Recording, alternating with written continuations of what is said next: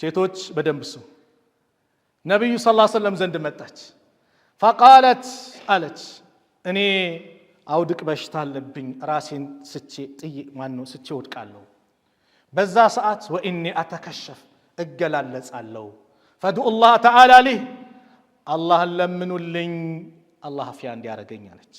ነብዩ ሰለላሁ ዐለይሂ ወሰለም አሏት ኢን ሽእቲ ሰበርቲ በዚህ በመጣብሽ ሙሲባ ታጋሽ ሆነሽ ከቀጠልሽ ወለኪል ጀነ ላንቺ ጀነት አለሽ አሏት። ወኢን ሽእቲ ከፈለክሽ ደግሞ دعوت الله تعالى أن يعافيك الله አፍያ እንዲያደርግሽ ዱዓ አደርግልሻለሁ ትድኛለሽ አሏት። فقالت أصبر አረታገሳለሁ ጀነትን የመሰለ ስጦታ ነገር ግን አለች ስወድቅ ግን እገላለጻለሁ ሂጃቤስ ይታይብኛል ሂጃቤ ይገላለጽብኛል አለች።